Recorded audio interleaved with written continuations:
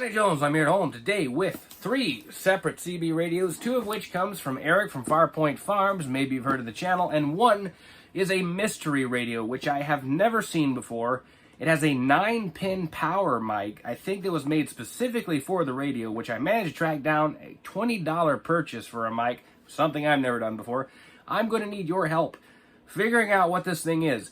I've never seen it before. I can't find any information on it. I don't know how much it costs, which I really would like to know how much it cost when it came out, considering the options on this thing. So if you've ever seen it, let me know in the comments. Let's get to it. And we got some old school Johnny Jones video content for you today. Anyways, the 2 radios I got from Eric from Farpoint Farms are not working, but you can always take a look at them. So we'll open those first, and then the mystery box later. I've already used a steak knife on this thing to get it partially open. That way you don't have to watch me for 15 minutes try to open this thing. Ah, that is heavy. Now you've seen those before, the old realistic base stations. These suckers are heavy. I don't like the speakers so much. I go back and forth on them. I like the old school speakers on the realistics. I like the, well, you can't see it. It's over there. Anyways, this is the TRC 433 by Realistic. I've had a lot of these radios on the channel before. They're very heavy, very well built, but I can't stand that little speaker. It really cuts out a lot of sound quality in my opinion. Now, it looks like a little girl's actually owned this, or someone with a little girl, because there's like a Barbie sticker on there. So I don't know if the Girl Scouts needed CB radios or something, but this one supposedly doesn't work. I have no idea. I can see that the 12-volt cord has been cut off here. We will zoom in on this later. Let's just get through this and on to the next radio.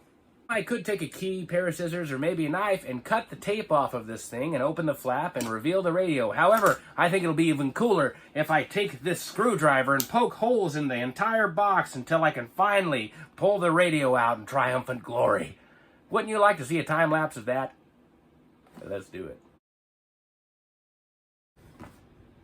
Okay, we're all done.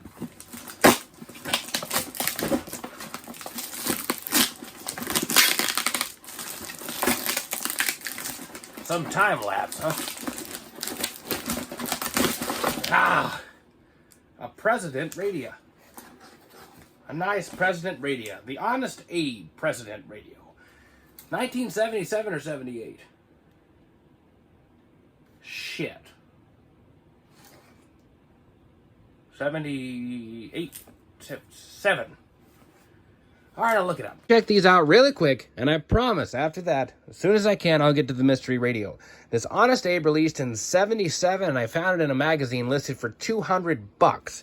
That was a lot of money back then, but it wasn't the most expensive. In fact, there was a sideband radio that was $350 in 1977. The conversion rate is insane. That is a lot of money. I will put it on the screen. So this is an Honest Abe. It is in pretty poor condition on the outside anyway.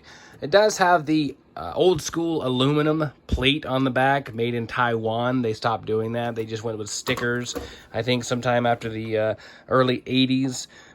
Really good radio from what I've been told, although it does not have very good modulation. It is using the same board as the Cobra 29 XLR, and that's it. See, we're going through these quickly. This is the Barbie sticker. I'll call this the Barbie radio. This one is actually missing a cord on the back. The 12-volt cord is cut off, and it may work. It may not. These were both sold as not working. It may work on the 12-volt setting and not the 120-volt setting. I don't know yet, but we will get to that. All right, see, we went through them really fast, so don't worry. Now, what you all have been waiting for is the mystery radio, which I don't know anything about hardly. So let's get to it now. Finally, the moment we've all been waiting for. The big mystery radio reveal. Let's count it down. 3, 2... What do you mean stop with the theatrics? What, are you too old to have fun? Let's hope your wife doesn't think so. Let's open it. Yeah, okay. Well, I get it out of there so it'll look prettier. Oh, my goodness, it's been so well taken care of. My friends, is the Royce 613 from 1978. with up-down lever action channel buttons, LED display, scan function and scan rate knob, as well as SWR and calibration functions. This thing is pretty too. My goodness, in very, very good condition, save for a few scratches, and those actually was because of shipping, which kind of makes me angry. But anyways, I don't know anything about this thing. Check out the mic pinout on this thing. 9 pins. Wait, I thought it was 9 pins from the... No, that's 12 pins. I thought it was 9. Okay, this is 12 pin? I was looking at the eBay listing and I thought it was a 9 pin. It must have just been the way it was angled, like that. Oh, man. When this was purchased new, it came with a power mic. Now, this one, of course, didn't, but I'm assuming that was not just a power mic, because I've seen mics with 2 pins, but I've never seen one with 12, so I would assume that that mic must either change the scan rate, or channels, or perhaps turns the radio on and off. I don't know. I can't wait to actually see it. It does have some potentiometers on the mic itself, so I don't know what I'm in for, but man, it is going to be cool, and I hope this thing works. It is really, really hefty, very pretty. I wish that, of course, it didn't get scratched up in shipping, because from what I saw from the listing, it was beautiful. None of these blemishes actually existed, which pisses me off. Let's take a look at the back. The Royce 613 Class D Citizens Band operation. Oh man, it looks pretty. It has not been used very much at all, and if it has, it has been taken care of very, very well. This thing does not have any sort of blemishes except for the shipping. All right, I will stop talking about it. Anyways, I just need to find a way. Oh, someone has used it. Shit. Someone used it and put those on the bottom. Well, I'll be diggity damn dogged. That is ugly as hell.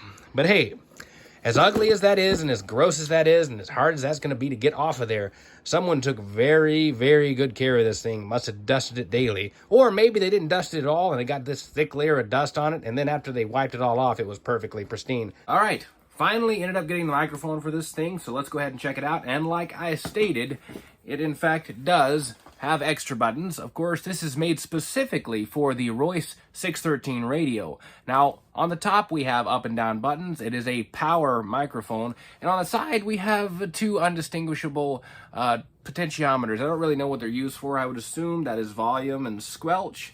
I don't quite know. So we're going to go ahead, hook it up, and I do have to make a connector for this radio in order for it to work.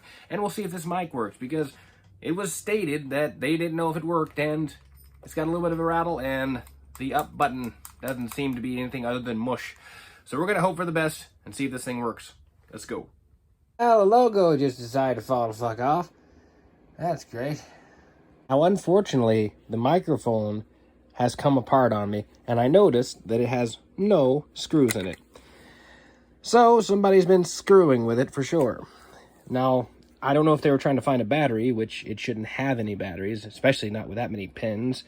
But we're going to go ahead, and I need to make a custom plug for this radio for it to work.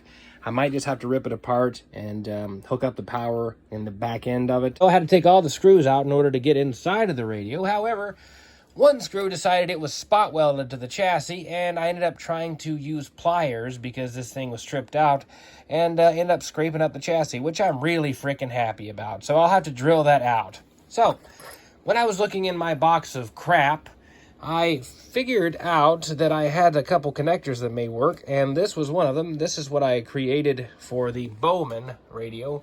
It's basically just an AC cord that I've attached a couple of those connectors to, and it's kind of grubby now, but I did make it years ago. That just goes right into the hole. Right into the hole. Now, moment of truth, right? It doesn't come on. There, it doesn't come on. Nothing's on. It does not work, period. And, of course, the microphone, someone has taken the back off of. So now I have to do a repair video, and I can't do a repair video on top of this because it's already running too long. Unfortunately, an entire new box of radios just showed up, and I'm having trouble getting this bastard open. So, I will make another video. It's Johnny Jones. I'm here at home, and I'll see you later.